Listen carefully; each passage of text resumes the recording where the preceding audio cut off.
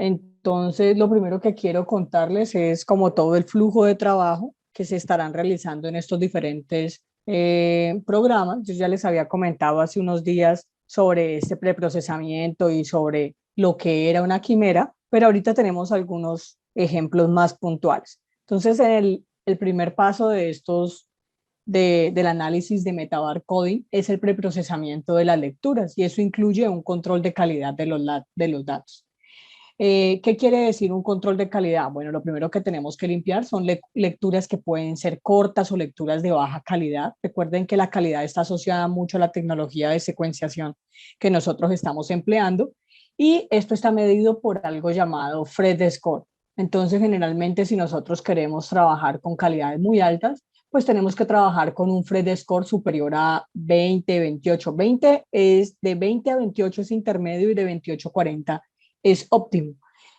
Muchos de estos programas ya traen ese preprocesamiento incorporado, ¿sí? Luego ustedes van a ver que ahorita nosotros cuando ya empecemos dentro de 2 horas a trabajar con King, este control de calidad puede ser un poco más fácil de visualizar porque está incluido en algunos de los comandos que nosotros tenemos. Mientras que mientras que los programas como Kaihu, OneCodex o NGRAS hacen este preprocesamiento, pero nosotros no sabemos muy claramente cuál es el umbral que ellos escogen para que esta calidad sea lo suficiente para tener una buena asignación taxonómica, ¿sí? Entonces, miren que en el procesamiento, pues para volver a recordar, lo que quitamos son secuencias cortas, secuencias de baja calidad y también eliminamos las famosas quimeras.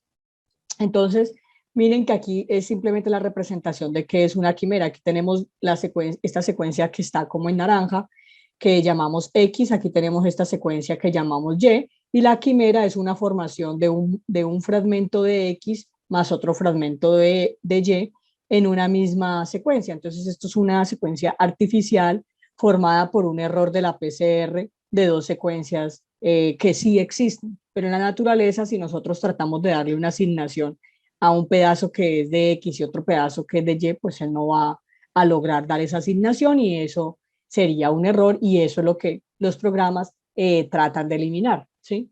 Entonces aquí está un poquito mejor explicado qué es lo que realmente ocurre durante la PCR cuando se combinan estas múltiples secuencias y se forma ese híbrido. Y es que básicamente la primera secuencia es, un segundo, que es que tengo esto. La primera secuencia es esta que está en color negro. Esta secuencia se empieza a replicar, empieza a correr la PCR, llega, hay un stop, hay una parada en la extensión de la secuencia y este fragmento queda por allí volando, ¿sí? Miren que luego también tenemos la secuencia, por ejemplo, la secuencia gris, que está aquí, esa no hay ningún problema, esa se replica completa y se hace la extensión completa. Pero luego, ¿qué pasa? Puede que algún pedazo de esta secuencia que quedó cortada de la negra, pueda que por similitud se pueda pegar a la gris, por ejemplo. Y entonces lo que hace es que continúa a partir de aquí su extensión y entonces surge esa denominada quimera. Si alguien nos hace una pregunta en el chat, déjenme, yo lo veo completo y dice, ¿este escenario de quimera solo ocurre cuando se realiza amplificación o puede pasar también en dos genomas humanos diferentes? No, esto básicamente, estas quimeras son un artefacto del uso de la PCR, ¿sí? Entonces, cuando tenemos enriquecimiento por PCR de fragmentos que nosotros estamos secuenciando, es donde puede ocurrir. Realmente no ocurre cuando nosotros estamos haciendo secuenciación de genomas completos, porque allí nosotros no utilizamos PCR para enriquecer nuestra muestra, sino que partimos directamente de nuestra muestra original. Entonces, por eso es que ustedes van a ver que, no sé, si están trabajando, por ejemplo, con metagenómica, no tenemos que remover estas quimeras porque en ese tipo de aproximaciones nosotros no usamos PCR, entonces no se van a crear estos artefactos como tal, ¿sí? Entonces, esto es lo que vamos a estar removiendo también, estas quimeras como tal. ¿Y qué más está incluido en el preprocesamiento? Hay veces que en el preprocesamiento nosotros, para abaratar costos, pues lo que hacemos es mezclar diferentes muestras y las mezclamos utilizando algo llamado códigos de barras o barcodes. En este caso ustedes lo pueden apreciar aquí en rojo, o en azul, o en amarillo, o en gris, y cada uno digamos que es una secuencia de nucleótidos conocida que nosotros le agregamos a nuestras secuencias para poder decir de qué muestra pertenece cada una. Entonces, por ejemplo, a la muestra 1 le vamos a agregar el barcode rojo, a la muestra 2 le vamos a agregar el azul, a la muestra 3 el morado y a la muestra 4 el amarillo. Sí, pero recuerden que no son colores, sino que es una combinación de nucleótidos que nos venden en la casa comercial, que es una secuencia conocida y nosotros sabemos de que si agregamos esa secuencia conocida a todas las lecturas que tiene nuestra muestra, pues podemos combinar 4, 5, hasta 96. Incluso ahí, depende de la tecnología de secuenciación que estemos usando, se pueden utilizar hasta 364 códigos distintos para mezclar estas muestras como tal. Pero muchas veces hay que luego, cuando ya vamos a empezar a procesar nuestras secuencias para dar una asignación taxonómica, nosotros tenemos que separar las lecturas que son de cada una de nuestras muestras y eso se conoce como desmultiplexado de las muestras y simplemente es la separación de todas las lecturas, de todas las secuencias que nosotros estamos haciendo por muestra, ¿sí? Digamos que hoy en día esto casi nosotros no lo hacemos porque muchas veces las casas comerciales ya nos dan separadas las lecturas de cada muestra, ¿sí? Pero, pero si no nos las dieran separadas, pues es un proceso. Incluso van a ver que cuando lo corramos en Shine, como ya estaba tan implícito en la metodología, todavía se sigue haciendo el desmultiplexado a pesar de que uno esté trabajando con muestras que ya están separadas. Pero ya eso lo veremos más adelante. Bueno, entonces ya saben, el primer paso sería el preprocesamiento para poder limpiar nuestras lecturas, como les decía Nelson. Esto es muy importante porque si nosotros metemos basura al análisis, pues lo que vamos a obtener es basura. No vamos a estar seguros de que de las verdaderas asignaciones taxonómicas que nosotros tengamos, sino que vamos a poder tener muchos errores. Ya vamos a ver que CAI nos da unas estadísticas muy detalladas de todos los pasos del proceso del procesamiento de las muestras, de la calidad, mientras que los otros programas nos dan simplemente un estimado de cuántas pasaron el filtro de ellos, pero no es una tan detallada. ¿Sí? Por eso es que les decimos que estos programas que les pedimos que empezáramos a correr la clase pasada, que es Kaihu, NGRAS y OneCodex, pues simplemente son programas exploratorios. ¿Sí? ¿Por qué? Porque no nos permiten llegar con un nivel de confianza a las asignaciones taxonómicas. No quiere decir de que no vayamos a obtener lo mismo. Es muy probable que obtengamos cosas muy similares, pero recuerden que pues nosotros desde el punto de vista biológico siempre necesitamos un nivel de confianza con el que trabajar, ¿cierto? Lo que nosotros luego lo llamamos como p-valor. Entonces, estos programas no nos dan ese nivel de confianza y por eso es que tenemos que buscar programas más robustos que sí nos ofrezcan cuál es el nivel de confianza de determinada asignación y pues que haya una diferencia estadística al respecto. Entonces, el segundo punto, Nelson, si hay preguntas, pues me las van haciendo, ¿vale? Para... Listo, pero por ahorita no, sí. no hay preguntas, pero los pueden consultar, los pueden colocar por favor en el chat también. En el chat, vale. Listo. El segundo paso ya es listo, ya tenemos nuestras muestras listas, limpias, tenemos identificadas todas las lecturas que pertenecen a cada una de nuestras muestras. Entonces, ¿qué viene a continuación? Agrupar las secuencias, por ejemplo, por similitud. No quiere decir de que esta sea la única manera de hacerlo, y luego lo veremos más adelante también otras opciones, pero digamos que la similitud es lo más usado. ¿Y qué quiere decir esto? Pues lo que vamos a hacer, no sé si lo tengo por aquí, no. Lo que vamos a hacer es mirar en el conjunto de toda la secuencia y mirar que, por ejemplo, que cada uno de los nucleótidos que tanto varía entre entre todas las secuencias que yo esté observando. Y entonces, si se parecen en un 97%, pues yo puedo irlas agrupando, ¿cierto? En diferentes unidades taxonómicas operacionales. Y luego yo puedo trabajar con ese porcentaje de similitud, por ejemplo, 97% para identificar una especie o un género, 90% para identificar un mismo orden o familia, o un 80% para identificar secuencias que puedan pertenecer a un mismo filum o una misma clase. Entonces, básicamente lo que nosotros hacemos es partir de un gran número de secuencias que las vamos agrupando por qué tanto se parecen entre ellas. Y hay varios algoritmos que nos permiten hacer esas aproximaciones y nosotros vamos a estar viendo algunos de ellos, como por ejemplo los de uClass o los de uSearch, que son algoritmos que, que son los que usan estos programas que nosotros les vamos a dar. Entonces, miren que básicamente lo que nosotros hacemos es ver las secuencias, alinearlas y empezar a ver dónde están esos cambios en los nucleótidos y dependiendo de los cambios, pues van a conformar una determinada agrupación, ¿sí?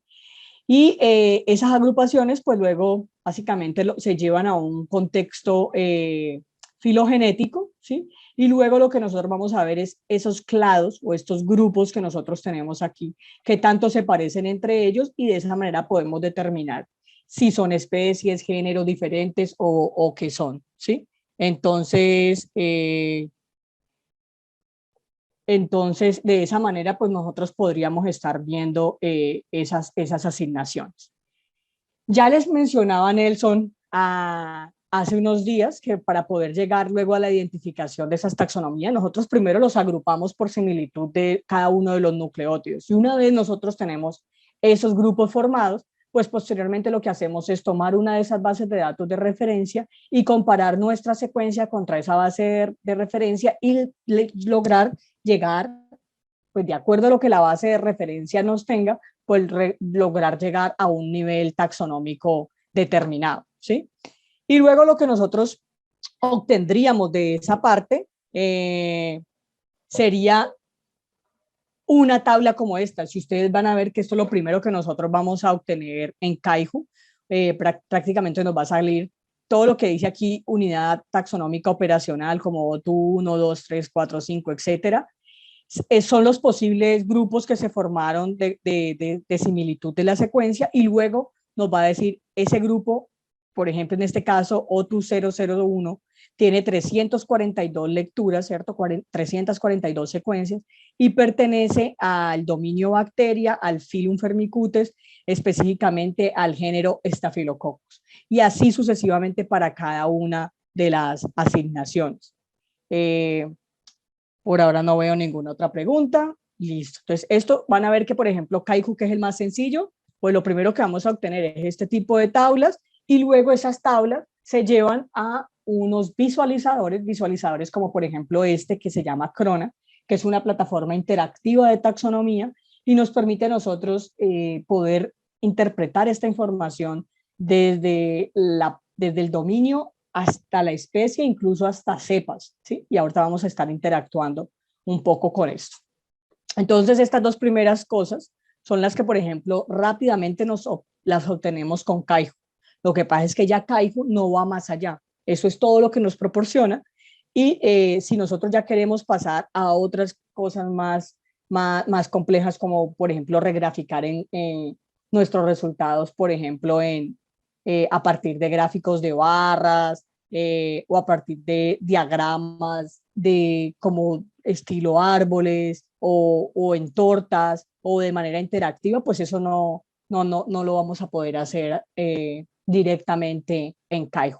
En Kaihu sí sale algo parecido como estos que son asignaciones por burbujas y ahorita pues también vamos a ver cómo se vería esto. Pues miren que por ejemplo aquí hay otro programita donde ustedes pueden coger estas matrices y llevarlas allá como como Finch y este nos permite pues regraficar esas tablas taxonómicas de diferentes formas. Pero estos programas no van más allá y no van más allá porque no nos realizan los análisis de diversidad, ¿sí? Ahí lo único que ustedes podrían hacer es descargar esas tablas de conteos y de taxonomía y llevarlas a otro programa o llevarlas a R, como vamos a ver la próxima semana, y de esa manera sí podríamos hacer estos análisis de diversidad, ¿sí? Y pues ahí podríamos comparar qué tan buena es la asignación dependiendo de cada uno de los programas. Entonces ya cuando nosotros nos enfrentamos en saber nuestra muestra, qué tan diversa es, qué tantos microorganismos hay en ese microbioma que nosotros estemos estudiando, pues tenemos que empezar a pensar en el grado de diversidad que nosotros queremos medir. Si nosotros queremos medir solamente la riqueza que estamos observando o la riqueza específica, o queremos mirar qué tan equitativos son todos los microorganismos que están en nuestra muestra, o si queremos ver una especie que esté dominando sobre otras o una especie que sea más rara que otra. Entonces, hay muchos índices que nosotros podemos utilizar para esta función y, eh, y pues las vamos a ver en todos estos días y sobre todo vamos a entrar un poco más a profundizar en ellas cuando estemos haciendo la parte de R y estemos utilizando directamente, paquetes que calculan estos índices, ¿sí? Entonces, miren que ahí les hemos puesto, por ejemplo, que riqueza observada se mira a través de las curvas de rarefacción o riqueza específica se mira, por ejemplo, en índices de Chow o equidad se mira utilizando el índice de diversidad de Chine-Wiener o el índice de dominancia lo podemos ver a través de Simpson o, por ejemplo, índices de rareza que ya van a ver que, por ejemplo, los programas que nosotros tenemos hay 2 o 3 índices de rareza para obtener. En cuanto a básicamente nosotros que pretendemos que encontrar o hallar, vamos a hacer análisis para diversidad beta y para diversidad alfa. En la diversidad alfa lo que nosotros pretendemos es responder preguntas como cuántas especies de otros diferentes están presentes en mis muestras, por ejemplo, cuánta diversidad filogenética está presente en cada una de mis muestras, y es algo más a nivel de poder saber cuántas especies están allí, ¿sí? Y podemos también incluso saber algo de la abundancia de las especies que están allí. Por ejemplo, por eso yo les decía que podíamos ver quién era más dominante, quién era más similar a otro en cuanto a abundancia o quién era más raro. Y en cuanto a diversidad beta, lo que nosotros ya queremos es tratar de relacionar qué tan similares o diferentes son mis muestras versus también los grupos a los que pertenecen esas muestras. Y generalmente eso lo podemos observar en un análisis de componentes principales o en un análisis no paramétrico como el de MDS2. ¿Sí? Y lo que nosotros queremos ver, por ejemplo, aquí, por colores son los diferentes tipos de muestras que vamos a observar y luego las repeticiones que nosotros podemos tener dentro de cada uno de estos grupos. Miren, por ejemplo, creo que esto dice lengua, microorganismos de la lengua, aquí tenemos 2 repeticiones nomás, pero para algunas cosas también podemos tener 3 repeticiones, ¿sí? Y pues lo que queremos ver es si entre las repeticiones son más similares o no, o si hay diversidad entre esas repeticiones y también en los grupos que nosotros estamos estudiando. Y también, pues también nosotros podemos asociar eso que nosotros estamos observando de quién está allí, en qué abundancia. Ya vamos a entrar a mirar cuáles son los análisis específicos que hay que hacer. Pues también podemos compararlo con otros factores asociados, ¿sí? Por ejemplo, algún tratamiento el que tengamos sometido al paciente, ¿sí? Nos puede indicar a nosotros un factor de asociación o otras notas que nosotros podamos tener en nuestro metadato, ¿sí? Y eso pues lo haremos a través de los diferentes niveles de diversidad. Entonces miren que aquí con esta figura queremos representarle lo que se llama la alfa diversidad, beta diversidad y gamma diversidad. Entonces cuando nosotros estamos estudiando la alfa, nosotros solamente queremos saber la diversidad presente en una comunidad. Aquí podemos ver, esta sería una comunidad, la roja, esta sería otra comunidad, la diferentes que tenemos en nuestra abundancia de 2 azules oscuros, un azul claro y 2 rojos. Y por ejemplo, en la comunidad amarilla podemos observar de que podemos tener incluso las mismas especies. ¿Me están escuchando bien? Es que me sale un mensaje que tengo baja Sí, sí, se interferencia. bajó un segundo, pero volvió a conectarte bien. Sí, fue como 2 bajonitos. Ajá. Sí, es que estoy en este instante, no sé, se está yendo y viniendo la luz, a pesar de que estoy conectada con un regulador, no sé qué pasa. Pero ustedes me avisan y yo vuelvo a repetir, no hay problema. Bueno, entonces miren que les decía que en la comunidad amarilla pues podemos tener incluso los mismos microorganismos, ¿no? Te podemos tener el rojo, el azul oscuro, el azul claro y incluso uno nuevo, este verde de aquí, pero no necesariamente en la misma abundancia. Miren, aquí solo tenemos un rojo, mientras en esta acá tenemos dos rojos y tenemos dos azules oscuros, aquí solamente tenemos uno. Entonces luego lo que nosotros vamos a comparar no solamente es quién está allí, sino en qué abundancia está allí.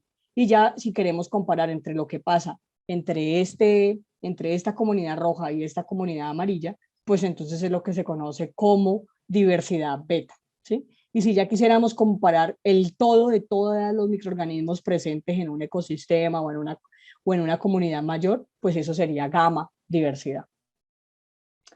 Pero pues generalmente uno se concentra en alfa y beta diversidad y a menos de que vaya a hacer estudios biogeográficos, pues no te metes a la diversidad gamma. Entonces lo primero que calculamos siempre pues es la riqueza de especies, el número total de especies que hemos obtenido en una muestra. ¿Sí? Eso es lo primero que nosotros vamos a mirar. Y luego también, eso también se puede mirar también utilizando las curvas de rarefacción. Y esas curvas de rarefacción es este dibujito que ustedes tienen aquí, donde nosotros miramos en el eje X van a tener el número de secuencias, en este caso miren que llega hasta 3000, y en el eje Y vamos a tener el número de OTUS o de unidades taxonómicas operacionales, o sea, de posibles agrupaciones que podrían llegar a un nivel taxonómico determinado, ¿sí? Y lo que nosotros queremos con estas curvas de rarefacción es poder determinar, es el primer índice de alfa diversidad que nosotros realizamos, porque nosotros queremos mirar si el número de secuencias que nosotros mandamos a hacer a la casa comercial es suficiente para recuperar el número total de posibles unidades taxonómicas operacionales totales de nuestra muestra. ¿Y eso cómo lo vemos? Pues estas curvas lo que uno esperaría es que haya una tendencia a formar una asíntota y cuando llegamos a esa asíntota en un determinado número de secuencias, nosotros podemos llegar a la conclusión, supongamos que aquí sea 1500, que con 1500 secuencias nosotros llegamos a recuperar el número total de las especies que estamos evaluando, que en este caso particular pueden ser más o menos 70 especies, ¿sí? Distintas. Y así sucesivamente. Pero ¿qué pasa? Pasa que en algunas ocasiones, miren que estas muestras de acá, parece que sí, con unos 2000 ya hemos recuperado el número total de especies que podemos encontrar en esa muestra, pero otras muestras como esta de acá, esta G, pues eso no pasa. Miren que esta línea sigue subiendo y quiere decirte que necesita muchas más secuencias para poder recuperar todas las posibles especies que puede tener presente esa muestra como tal. Entonces eso es lo primero que hacemos y ya vamos a ver que muchos de estos programas no nos van a permitir, por lo menos de estos que les hemos dicho que se usan para ver rápidamente nuestros datos, no nos van a permitir obtener esto. Luego tenemos ya otros índices como CHA-1 o Simpson o el índice de Shannon, que miren que cada uno pues va a analizar una particularidad de nuestra muestra. Por ejemplo, CHA-1 dice que es lo que va a estimar es el número de especies en una comunidad basado en el número de especies raras en la muestra. O sea que él tiene muy en cuenta las especies raras que él pueda encontrar allí. Mientras que, por ejemplo, Simpson lo que va a hacer es mirar la probabilidad de que si nosotros sacamos dos secuencias al azar de nuestro análisis, esas dos secuencias correspondan a la misma especie. Por eso es que en este índice nosotros, hace un rato yo les dije que nosotros tratábamos de medir dominancia, ¿sí? Porque es la probabilidad de o sea, como es aleatorio, pues la especie que sea más dominante pues tendrá mayor probabilidad de que al sacar esas dos muestras sean de la misma especie. Y luego tenemos el índice de Shannon, que este índice lo que va a mirar es la uniformidad de mis muestras, ¿sí? Entonces aquí lo que nosotros queremos mirar con este índice es si yo tengo por ejemplo,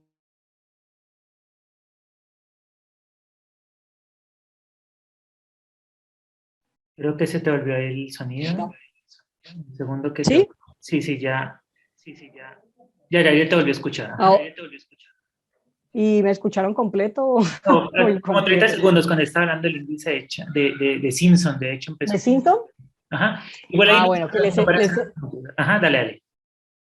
que les estaba, bueno, igual lo vamos a repetir un montón de veces más adelante, ¿no? Entonces solamente era como mostrarles el concepto de Simpson, que era la probabilidad de dos individuos tomados al azar que pertenezcan a una misma especie, y con ese concepto pues lo que estamos tratando de mirar es la dominancia, ¿sí? Es la dominancia que puede tener, porque pues una especie que esté en mayor abundancia, una especie que esté dominando el microbioma, pues la probabilidad de que los de dos individuos tomados al azar salgan la misma, pues es mucho mayor que la de las especies raras. Entonces eso es lo que mira Simpson.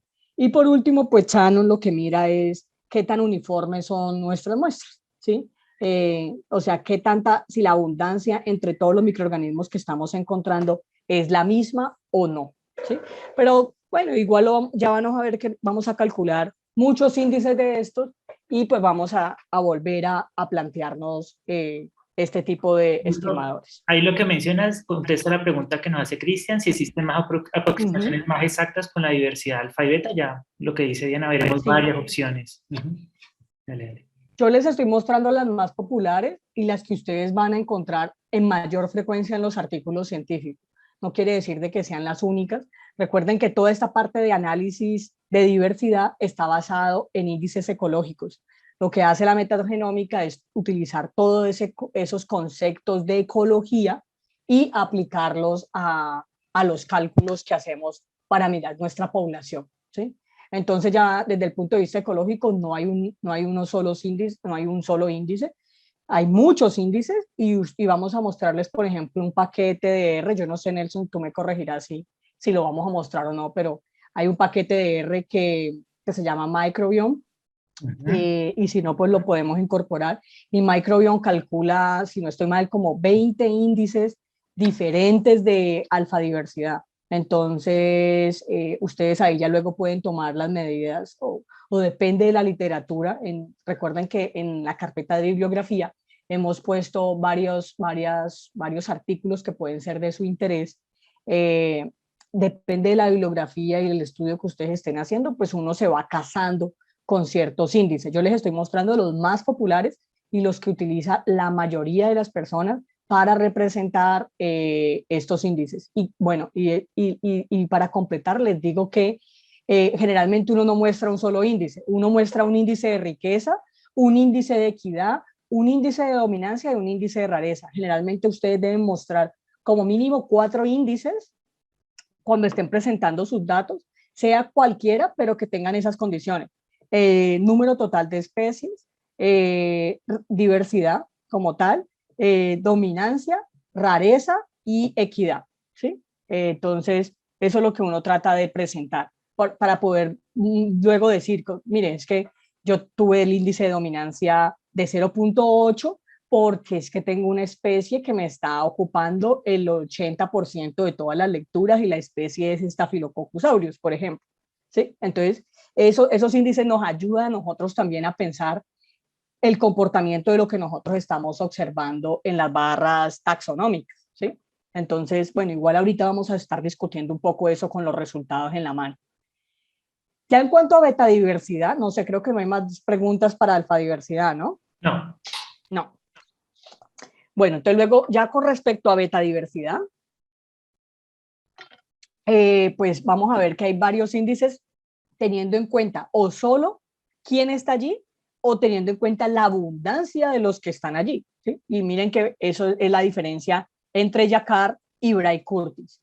Jacquard solamente nos dice cuántas especies hay compartidas entre los sitios que nosotros estemos evaluando y de acuerdo a ese coeficiente de especies compartidas entre los sitios, pues nos calcula, por ejemplo, podemos hacer basado en las distancias de similitud de Jacquard, podemos hacer este análisis de componentes y así podemos saber que en el primer componente nosotros con un 20.89% de la varianza total de los datos podemos separar los puntos azules de los rojos, por ejemplo, ¿sí?